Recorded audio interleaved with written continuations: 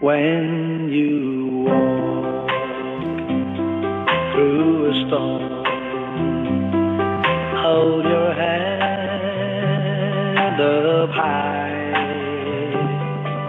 and don't be afraid of the dark. At the end of the storm, there's a golden sky and the sweet silver song of the lark. Hello, and welcome to You'll Never Walk Alone World. How are you? And well, good night, good morning, good evening, because I know there's people watching all over the world. So sit down, relax. It doesn't matter what time is it where you're from. It doesn't matter if you're in Asia, in Africa, in Australia, in Europe, in America. Just sit down, crack a beer with us, and let's enjoy an hour of talking about what we are passionate about. Liverpool Football Club, the biggest football club on earth. And well, today we have a great show. Today we're going to be talking about the best Bill Shanlkly documentary there is. Bill Shanlkly, Shanlkly Nature's Fire. This is an amazing documentary, and well, we have the privilege to have today Michael Todd, the writer, producer, director of this documentary about the great Bill Shanlkly. So let's bring in Mike Todd. Mike Todd, there you are. Welcome, Mike. Hello. Thanks for having me on. Well, good to have you here. I'm gonna be having a beer. It's early in Mexico, but I know it's later there in Bolton where you are, so it's fine. Sure, yeah, definitely, no problem. And Mike, I mean, well, of course, we know you've done this Shanlkly documentary, and we're going to be talking about Shanlkly's Nature's Fire. But first of all, let's talk about you, because you've done other films and you've done other documentaries and sports documentary. But first of all, tell us a little bit about you. Who's Mike Todd, the director, and how did you started doing films? Well, yeah, I've been involved in kind of the documentary world for the last 10 or 15 years. We started out, I suppose, at a time where it just became affordable. You know, you go back 15 years and the technology was changing to make it more accessible to be able to get, your hands on equipment. You could get a camera, you could edit. There was software like Final Cut Pro. So we started very much in the kind of independent documentary world where you could just start filming and go out there and try and make a story. And we were personally very interested. There was a group of us who used to work together. We collaborated with an organization in Manchester in England. It was called the Workers Film Association. And it had access to this kit. You could get access to cameras, you could get access to editing equipment. So that's how we started. We started with a film that was just set local. It was about the lost history of a form of wrestling called catch wrestling, which the Lancashire miners used to do. So all the way from Liverpool to places like Wigan and Bolton and parts of Manchester, you would have these wrestlers who would do this submission wrestling. So that was a film we did. We had a small amount of money, but we got interest in that film, as low budget as it was from all around the world. And it was sort of a stepping stone. From there, we gradually built up, our experience, and we were interested always though in and we've made films. We're lucky enough to kind of make films in different countries around the world, but we're always interested in, I suppose, like what you might say, the people's history or stories of kind of a working class culture and how communities bond together and how those stories are told, and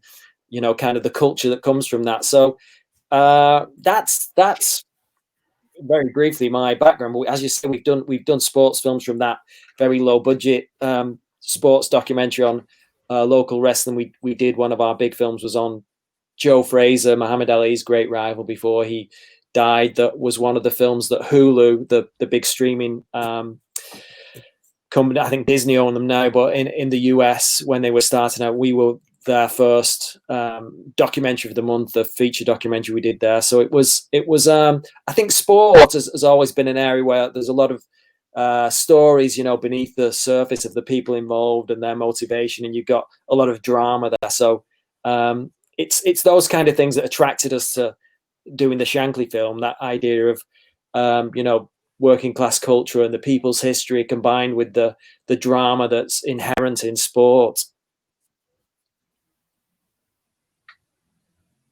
Yeah, yeah, and as you were saying, sports can relate a lot to the culture of an era, of a country, of a region, and you can see a lot of the culture of the people by looking at their sports, and especially football. Football, that it's a group team, that is the people's team, and well, you did this documentary about Bill Shankly, but I personally think is the best Bill Shankly documentary, because yes, you can see Bill Shankly, the football man, but also you can see many things of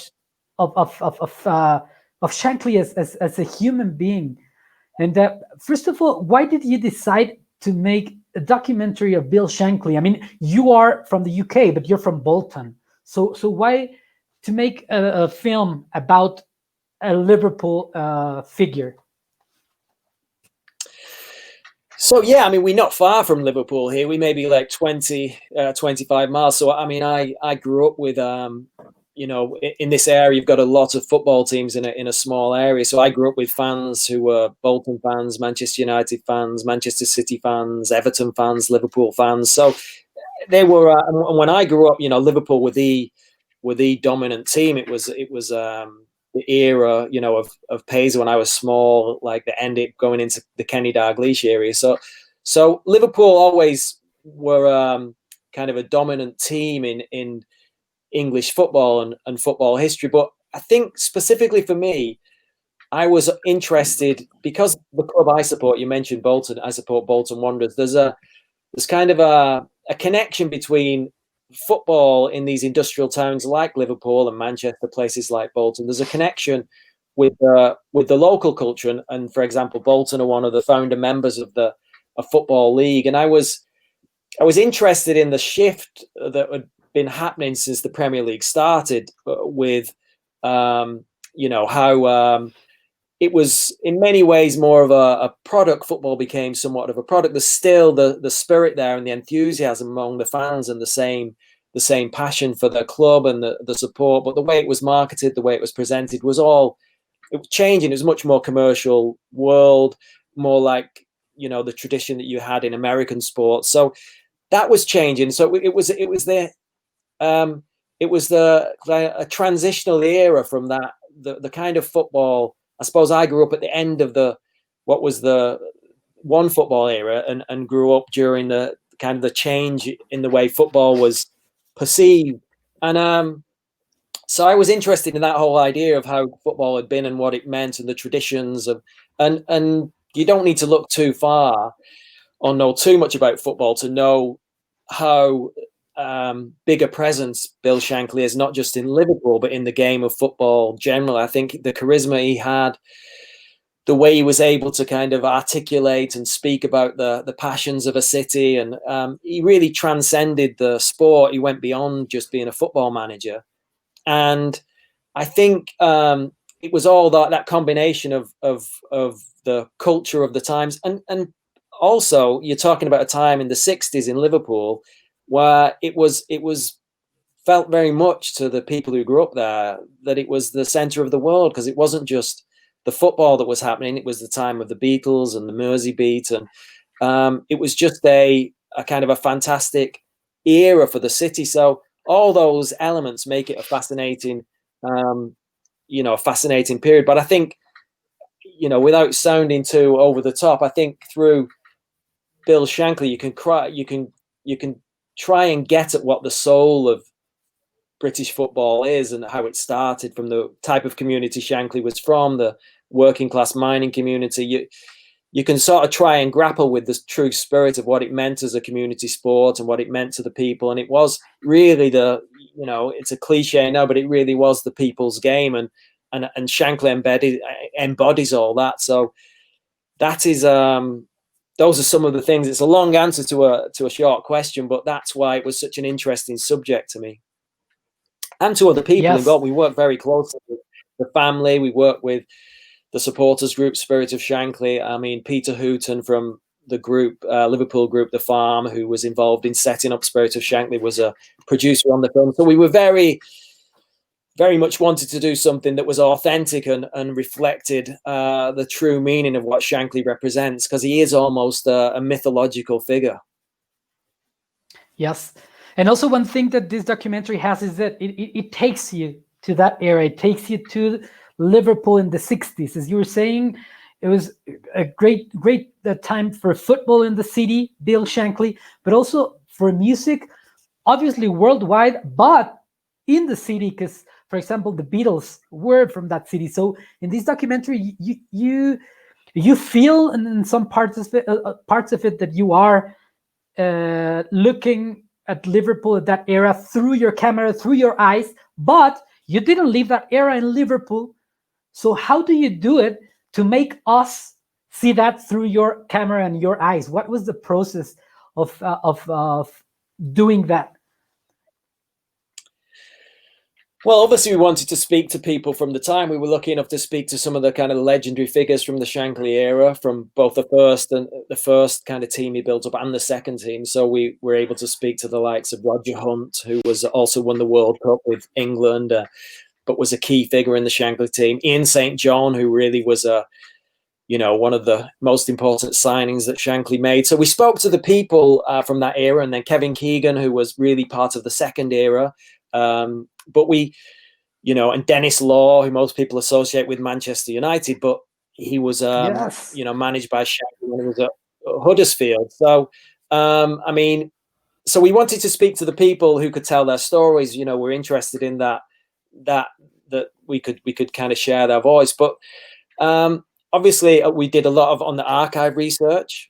We spent a lot of time digging out not just the kind of archive footage of the time from the likes of the BBC or other British broadcasters, but we also went to try and get fan footage and any kind of old Super 8 footage that existed from the era. So we really wanted to do our best to paint this picture and use music. We used what music we could afford. We didn't have a limitless budget to do whatever we wanted, but we wanted to put in music there that reflected the era, because it was a time not just that the Beatles kind of were so dominant, but it was also the time where popular culture and music started to matter more in terms of the terraces, and that relationship between football and music culture was starting to grow. And you had "You'll Never Walk Alone" adopted as the anthem because of kind of Jerry and the Pacemakers doing the song. So it was a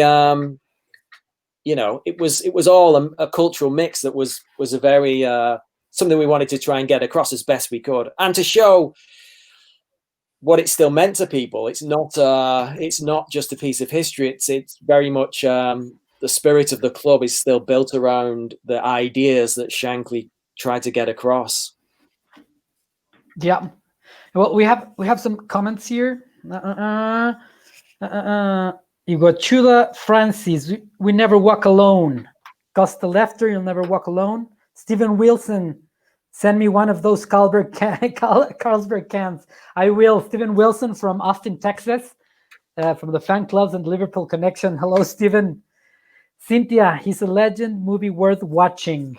Yes, he's definitely a legend, and probably you are one of the people that know him and knows him best without knowing him, because of all the research you had to do doing all these movies. You probably know so much that you feel that you're kind of close to Shankley.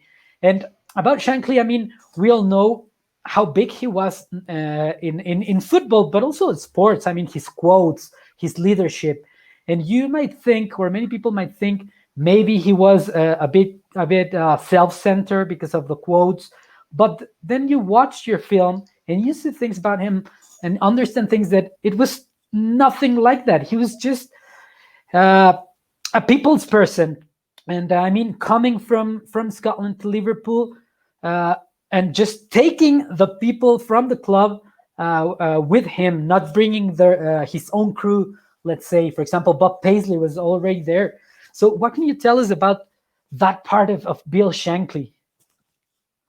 Yeah, that was one of the remarkable things. You look at the modern managers now who move from kind of one big club to another, and they'll take the whole team with them. You know, they will have their own coaches, people working on fitness and all the rest of it, specialist roles. But he just went to Liverpool on his own, and he stuck with the people who were there. And you know, all he asked from them was they were going to get behind this ambitious idea he had of what the club could be. You know, he genuinely wanted to make the club to be the greatest club in the world, and that's all he asked for, and he was able to get the kind of the loyalty of the players and the belief of the staff, and he was he was a very kind of humble person, as you say. I wouldn't be so bold as to say I know him as well as most people. We certainly spent a lot of time trying to understand not just who he was, but you know what he represented and meant to the city. That relationship he had with the fans, which is, I think, that's really at the heart of the film. The way he was really a very humble and down to earth person. He was very, very confident and had a lot of belief in himself and a lot of belief in what the club could be. But he was very down to earth. You will have seen in the film that he would, which you couldn't really imagine happening today. People would just come and knock on his door, and he would invite them in for a cup of tea. And you know, the garden at the front had to be replaced because people just kept visiting, and he would never turn them away. So he was very, very much, as you say, a people's person. He had a lot of kind of warmth and integrity that people really responded to. I mean, you have iconic figures in sport, but oftentimes, you know, you can look behind the image and you'll find, you know, that perhaps they're not everything that the story or the myth might tell you. But with Shankley, I have to be honest, it seems he really was a man of incredible integrity and had that genuine compassion and love for the people of Liverpool. So it was you know, he really, the legend, if you like, is very close to the actual man. Yeah, and the people watching, you definitely have to watch this documentary, Shankley, Nature's Fire. Look for it on Amazon. There's it on Amazon. I don't know what other platforms, but really, you have to watch it, and it's great. But making a film, a documentary, is a lot of work.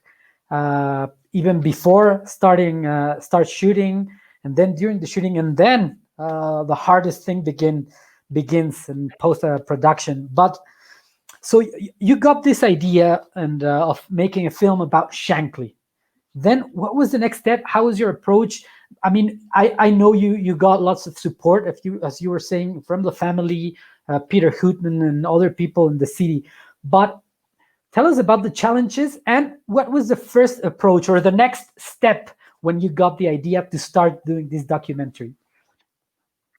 Yeah, well, you start with you start with an idea, and then your first step is to try and get support. So ideally, you're trying to raise investment to get the film made. I mean, in our case, there's you know, a lot of archive you've got to research, and you've got to pay the rights for the archive. So you know, we obviously knew we needed to raise some money, but it was it was quite a long road. Actually, we pitched it early on with the concept that we wanted to kind of do this film on the real Bill Shankly and what he meant to the city, and try and do something that was a bit more about, as I say, kind of the soul of what football was and where it came from.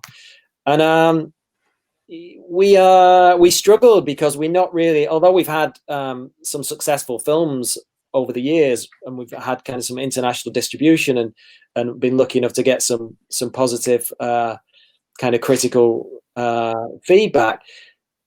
We are really we've always kind of trod our own independent path, and the people we work with, we were always working on films that are maybe not so immediately commercial, where you can just raise investment just like that. So it took a while, and we had some backing from the BBC here in the UK originally, and it sort of fell through. And I remember we were it was myself, Peter, who I mentioned, and one of our other producers, a guy called Jack, who worked on the film, and we went to the Grapes. It's a pub in Liverpool that's quite popular with a few Liverpool fans, and we didn't know what to do. We'd been working on it 6 months, maybe going on to nearly a year, and we'd filmed some things. We'd filmed like the pilgrimage of the Spirit of Shanlkly fans up to Glenbuck, where Shanlkly was born, and we had this great footage of what he still meant to these fans, who some were old enough to live through that era, some were too young to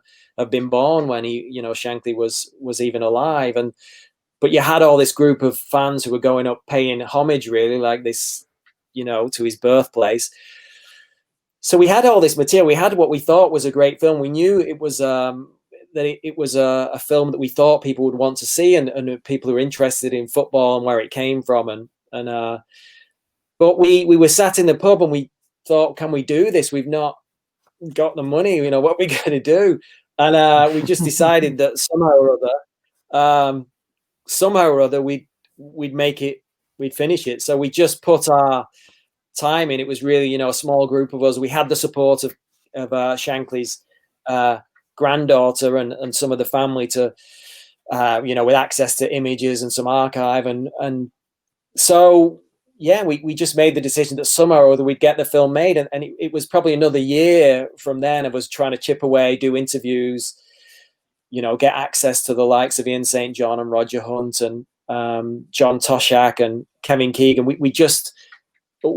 knew that when we got to these players who were like legendary figures in the history of the game, if it was about Bill Shankly, as we found out, they were happy to talk. So we started to build up some really substantial interviews of these very important kind of figures in football history.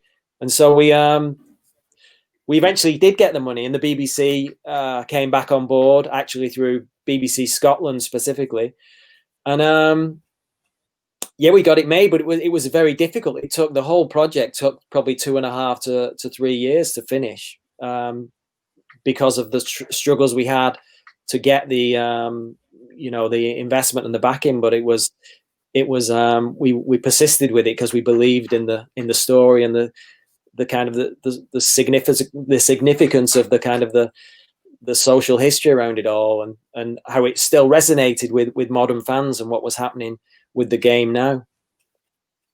Wow, yes, a lot of work. And well, now that you were talking about Shankly's granddaughter, is it Karen? Yeah. So she, we talked to her early on. We wanted to make sure we went about the whole film as respectfully as we could, and got people on board with what we were doing. And we wanted it to be as true as possible to who he was as a man.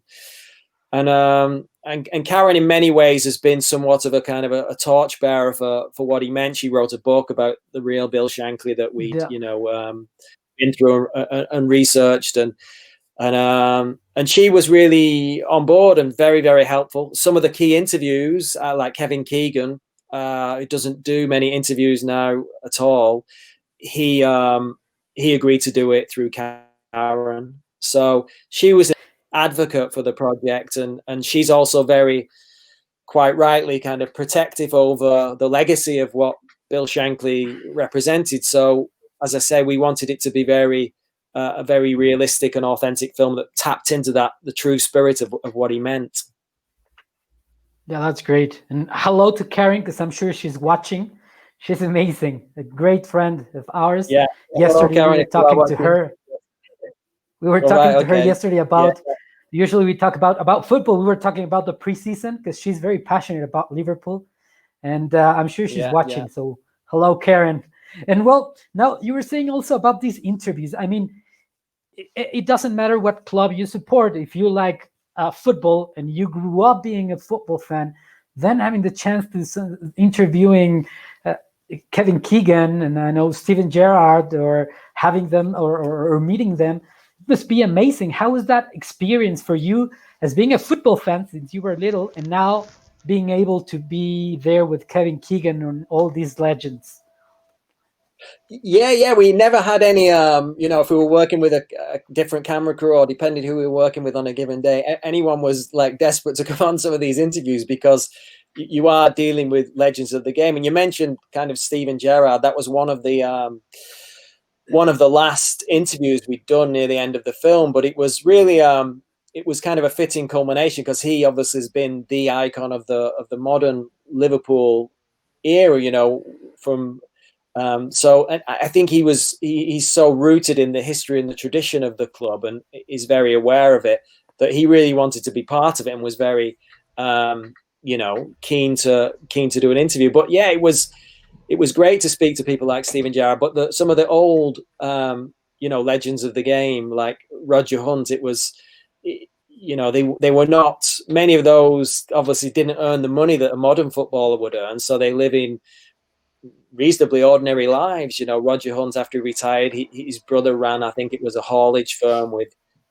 working on deliveries. So he was working in the family company after he retired. But just to see in his small room where he keeps his memorabilia, he's got the pictures with the Shanlkly team. Plus he's also got his memorabilia from when England won the World Cup in 1966. And so they are very, very, some very interesting figures, and they're all very, very keen to share the stories, especially when it comes to Shanlkly. That was the thing, as I say, we found that had such an impact on the professionally and personally that they, I think, almost felt a sort of a sense of duty of sorts to pass on the knowledge of who he was and what he meant. Yes, totally. In those legends, I mean, Ian St. John was there. Those are big legends, but back then, it was a different. Football was different. The world was different. And talking about these legends, actually, I want to mention George Scott. George Scott was only for 5 years at the beginning. It was 60 to 65 in Liverpool. But I want to say hello to George. I know he's going to watch the show again. He's also a great guy, a great friend of us. His story is now in the book Shanlkly's Lost Boy. And hello, because today he had heart surgery. He's recovering right now. So George Scott, I know you're going to be watching later, and get well soon, because we want to have you on the show. Get well soon, George, and you'll never walk alone. But yeah, you were telling it was a different world, and football was completely different. I mean, I love the Premier League. I think it has amazing things, and some things were necessary back then when the Premier League was created. But that English league back in the 60s, it was unbelievable. I mean, I never watched it. I was not born, but I could see it was all about passion and love for the game. So, what can you tell us about the league back then? What you learned about making this film? Well, I think for one, like I said early on, obviously, I was interested in the kind of the origins of the game, and just near us in Manchester, there is a kind of national football museum that looks at the history of the game, and there's been some effort, I suppose, to preserve where the game came from and how it's understood. But it really is, you look at the history of the game, and it really was a kind of a community game that emerged from these working class kind of areas. I mean, I live just down the road from here. There's kind of an old mill. It's literally like, a few hundred yards from where I live, and there's a football pitch next to it, and it was part of a sports club that was set up for the mill workers. And this idea that the factory workers and the mill workers or the dock workers would have these recreations, and they were organized often by churches, would set these teams up, and they were all community clubs, and it was very much just something to do at the weekends. But it was so popular, the game, and grew so rapidly that then you had you look at, like, I think Bolton Wanderers were in the first FA Cup final in Wembley in, I think, 1927. You've got like 120. They were playing West Ham, the London club, and you've got kind of 125,000 people going down to see that, and they had to clear the pitch with a horse because there was not enough room, inside Wembley. But it was the cost of going was very little, and it was part of the fabric of working class life to go to football and to follow football, and it was and that I think was still very much the way it was then in the 60s and into the 70s. It was still cheap to go. It wasn't a lot of money, and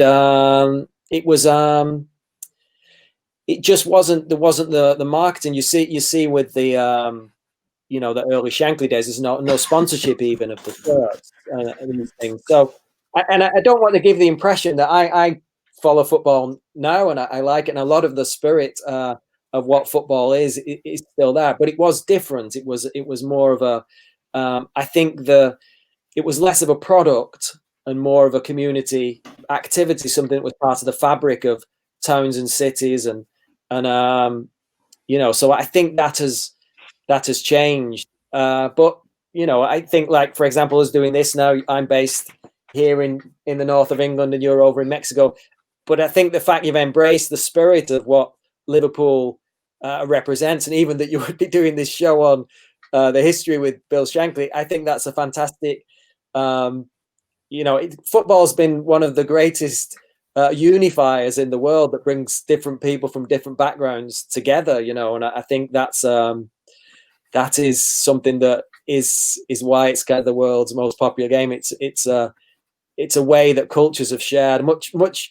I think here in terms of the European Union, I mean, Britain voted to leave, but I think a lot of the common culture in Europe is around football. There's that shared experience of the teams and the history, but also with the international competitions. It's just I think the spirit of what football is and what it means to people is really a global thing.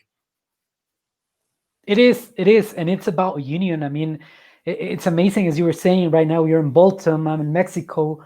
I'm not even from England, but making this show about Liverpool, and I get to meet lots of people, not just from the UK, but from Africa and Asia, and here in America, the States, and Canada, that now are good friends, and we have something in common, that it's the love of football and the love for Liverpool.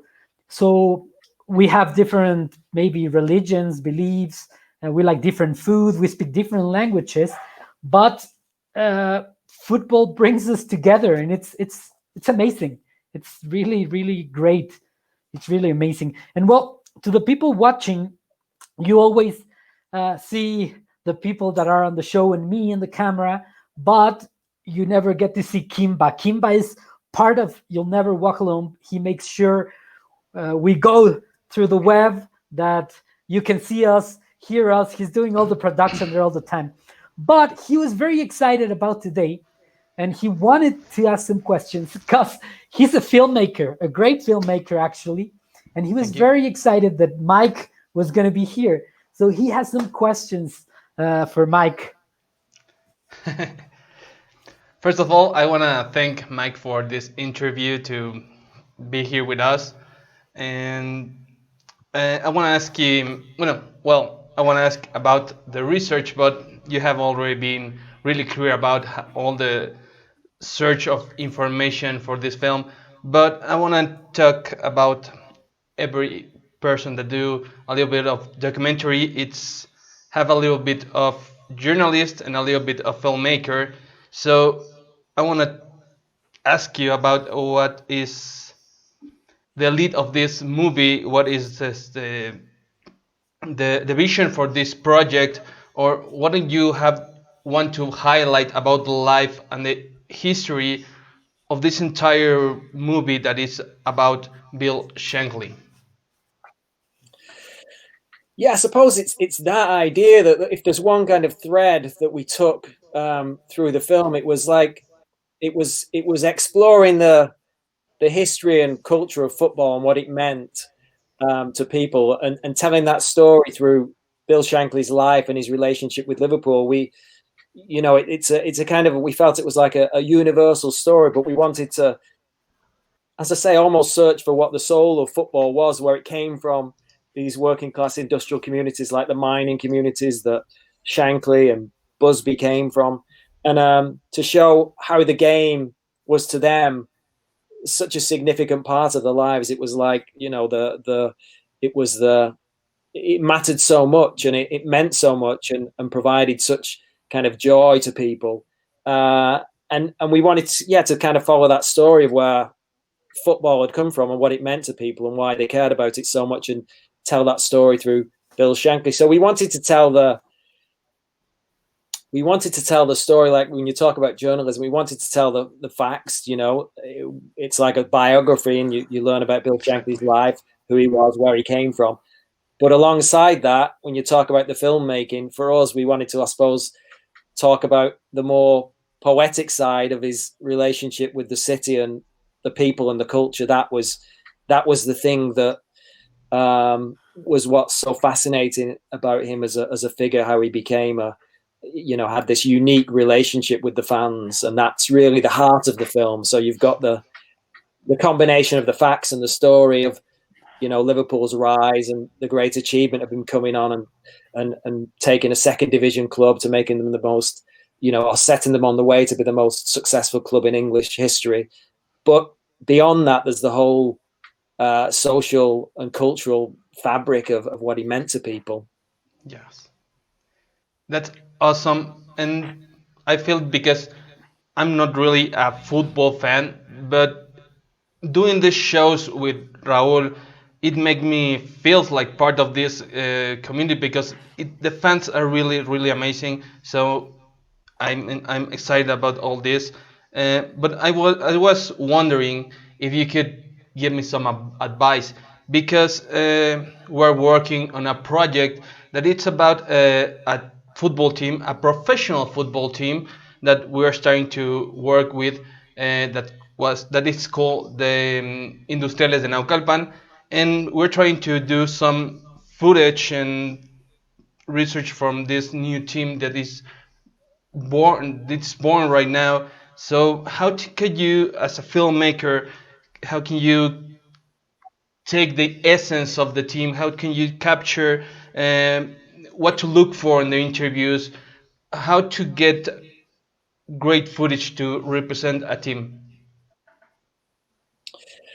Yeah, well, I think it's always, because they say, with sport generally, even for passionate fans of football, everyone loves the game, but actually, it's often the kind of the stories behind the game, that the story of the league, or the struggles of an individual player, or sport is filled with stories. So I mean, you're in good territory if looking at a club starting up. You're in good territory. There was a very popular series here that some of the United players, like Gary Neville and David Beckham and Philip Neville and Nicky Butt, they set up a club in the Manchester area, and I'd suggest you kind of watch that talks about some of the struggles of setting up a club. But I suppose you want to have an idea, if you've got that idea behind what is the unifying or of your film, what you want, and that will help kind of center it, so you don't just have a lot of different scenes or different bits. What you're really trying to get or tell, is it the story of the club's birth, or is it the kind of people are able to, I don't know how the club has started, but what's the reason for one particular figure who has got some particular passion to help set it up, to try and focus in on a single story. And then I think with where you're looking at someone going on a journey like establishing a football club, you want to get as much intimate footage as you can. So not just filming the games, but behind the scenes and speaking to people and getting the events and trying to understand people's experiences as they're going through it. Then you can always pick that up again in interviews and say, what was that like when this happened? But if you capture it at the time, you've got kind of that unfolding narrative, and then you can structure your film quite well with having like reflections on that at a later date to kind of, so I'm not sure I'm helping so much. Yeah. If we had a more time we could get into your film idea, but hopefully there's something in there.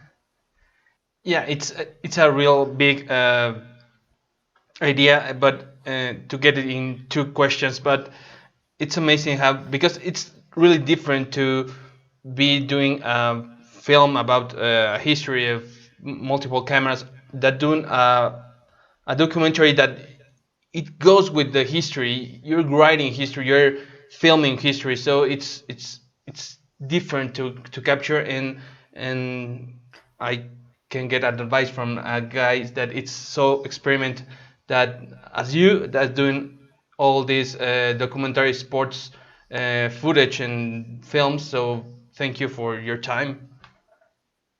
Yeah, no, I think it's Steve James. He's a very well-known American documentary filmmaker. He did the film years ago, Hoop Dreams. I don't know if you've ever seen that. It was one of the kind of definitive sports documentaries of its era.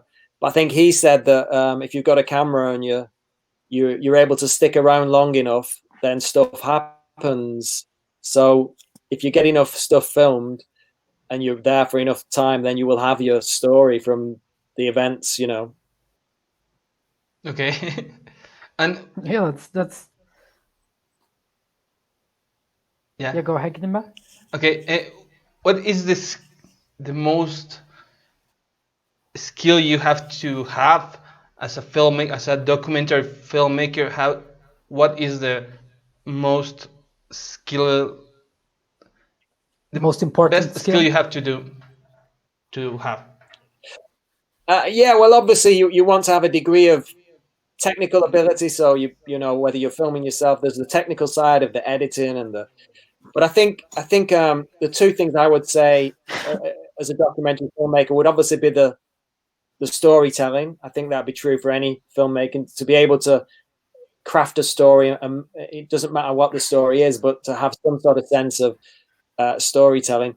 But specifically for documentary filmmakers, if you're looking to make films about people, I think you have to be kind of empathetic. You have to have empathy with people and to be able to understand and be a good listener and want to hear genuinely what people have to say. And I think that's the responsibility of a documentary filmmaker. Is you kind of, people are trusting you with their stories and experiences. So you're really a kind of a cultural servant trying to preserve history, as you say. I mean, whether it's recent history like Shanlkly or contemporary history, things happening now, you really got an important role to play in preserving kind of cultural history, and many sides and many different stories that are told. But it's an important job, really. I'm not saying what we do is important. I think what you're doing, if you get something, you should try and make your film. Great. Great. And actually, talking about documentaries, we have some questions here. Stephen L. Wilson says, 2 questions. Yes, he says, what are few sports documentaries you recalled we watched? And have you seen ESPN 30 for 30 Hillsburg episode? And I know your Joe Frazier documentary was in ESPN, wasn't it? Yeah, our Joe Fraser film was on ESPN. Funnily enough, we were the first series of ESPN 30 for 30. I know that series. I know the series well. I've not actually seen the Hillsborough episode. I have a feeling it might be the same as the Hillsborough documentary was broadcast here, and it was shown also on ESPN 30 for 30, but I can't say 100%. But obviously Hillsborough is a kind of a fantastic story and talks about the power of persistence of the Liverpool community and the people behind the kind of campaign for justice. Is a very very kind of important story, and it would be of global interest. But that series, when we the very first ESPN 30 for 30 series, we were in touch with them, and they were looking at our Joe Fraser documentary. But actually, that story just fell outside of the years that ESPN had been going, so it was never part of. But it was on ESPN internationally. So ESPN at the time had the football rights in this country. They were launching. They were, along with Sky, ESPN, with the other broadcasters before in this country. BT Sport became the other broadcaster, but they ESPN. So ESPN showed our documentary around the world. They did kind of a special Joe Fraser night. So, but it wasn't on the UK. It wasn't on the US ESPN at the time. But other sports documentaries over the year, there've been some classic sports documentaries over the years. I mean, Hoop Dreams, if you've never seen it, I would say is one of the greats. I'll go with some older ones here. I think when we were doing the Joe Fraser film, there's some great. Boxing's always been a fantastic source of documentary films. I mean, I would say the standout ones from a few years ago, When We Were Kings, was a classic of its time, and then you had more recently, you've had films like I'm just thinking. There was good ESPN 30 for 31 on Larry Holmes with Muhammad Ali. There's probably more Muhammad Ali documentaries than, and our Joe Fraser film is obviously talking about Joe Fraser almost being trapped in the legacy of Muhammad Ali because it's so significant a figure in cultural history. But there's a very good documentary, if you've never seen it, and the name escapes me. It's a sports documentary. It's about the North Korean team, if you like football documentaries, about the North Korean team playing in the 1966 World Cup in England. Okay, and that's one of my favorite sports documentaries. The name escapes me, so I apologize, but that's a very good football documentary. It's that team that defeated Italy, wasn't it, in that World Cup? And it was a surprise. It's them and their relationship with it's just a brilliant combination of kind of a combination of politics and sport and history. There's another good one, and again I'll have to check that. I think it's called Red Army. It's about the rivalry between the kind of the Soviet hockey team and the US hockey team. That's a very good sports documentary as well from more recently. So, but there's plenty. I'm just coming up with some off the top of my head, but there are, it's fantastic. It's fantastic. And of course, material. And of course, all of your documentaries, Joe Fraser one, Shanlkly, the one you did, I think was last year. You did another sports documentary. Red Runners. Yeah. Oh yeah, that's just out. Yeah, so that's going to be on. That's not been out in the US yet. It's a PBS documentary. We did one in Jamaica. Yes. So it was supposed to be shown with the Olympics in the US this summer, and also here in the UK, but it's been delayed slightly. But yeah, we filmed that. We finished that last year, and it had its festival premiere end of last year. And that was on, it's on kind of sprinting in Jamaica. But again, really, it was more about the significance of high school athletics in Jamaica, what it means to the community. And it was, again, we were exploring similar themes to some of the other works we've done, but it was less about the success of the likes of Usain Bolt and others. It was more about how, sprinting and athletics meant so much in parts of Jamaica and how part of the culture it was. Yeah, that's another one that we will definitely watch. And of course, Shanlkly Nature's Fire, it's a must, especially for Liverpool fans. And well, we're running out of time, but I wanted to ask you, nowadays, as you can see, as we were saying, I'm in Mexico, you're there. Steven is writing from the US, and they were writing from Africa. Liverpool is a club that is world famous now. And all the fans around the world have that passion and singing You'll Never Walk Alone. And we are somehow connected, especially now with the internet. It's amazing what we can do. And back in the Shanlkly era, when he would say welcome to Liverpool, greatest team in England and maybe the world. But I don't know if he really thought that one day Liverpool would be that big worldwide, but it is now. And do you think that this passion that is around the world for Liverpool has something to do with what Shanlkly started and what he did during those years? Oh yeah, absolutely. I think it's, again, we talk about stories, and you know, how people, I think when people follow a football club, you know, you follow a club, you know, you could, as you say, you could be in Africa, you could be in Asia, you could be anywhere around the world, and maybe you support an English football club or a Spanish football club or a Mexican football club. Something of a story that appeals to people. They want some sort of emotional connection to what the club means or what it represents. And I think, you know, for Liverpool, the spirit of the club is really embodied in Bill Shanklin, who he was, and so I think for anyone who becomes a Liverpool fan and starts to, you know, beyond just following them because they've won the Champions League or whatever, but they start to begin to adopt the spirit of the club themselves and interested in the culture where it's come from, they will find that behind that is Bill Shankly. So, I mean, I've been to Anfield plenty of times, and you see, you know, any international tourist, if they're visiting, they'll want the picture in front of the Bill Shankly statue, because in a way, that's the heart of what the club is and what it represents. So I think the two are interconnected. He didn't just build up the club to become the most successful club in English history, you know, and become this global brand. It wasn't really.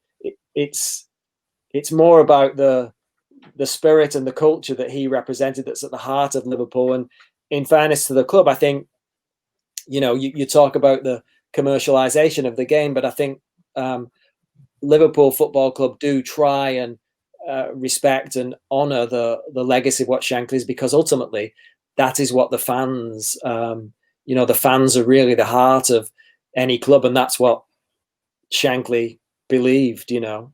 So you will always, it's like, I don't know, you don't want to go into a religious area with it, but there's something about the kind of the religion of what the club is. You've got your religious figure in Shankley. It is definitely, it is. And well, Mike, first of all, thanks for making this documentary, because it's great for Liverpool fans and sports fans, and I love it. And of course, thank you for being here. It's been great having you. It's been a great talk, and thanks a lot for being here. No, thanks so much for having me. It was great to get the invite, and I'm glad that you enjoyed the film, and that, you know, it's a small piece of Liverpool history, but hopefully people who get to see it will enjoy it. But it's a great piece of Liverpool history. And if you haven't seen it, go right now to Amazon. You can buy it there, rent it there, or go to buy the DVD. But you have to watch Shankley, Nature's Fire, by the very talented and great friend Mike Todd. It's been great, Mike. Let's keep in touch. And all the people that were watching, thanks a lot. Yes. Okay, muchas gracias for having me. See you soon. Yes, of course. And we'll be waiting for you also here in Mexico City. Okay, hope to be there soon. Yeah, definitely. I want to go soon. Take care, guys. Thank you.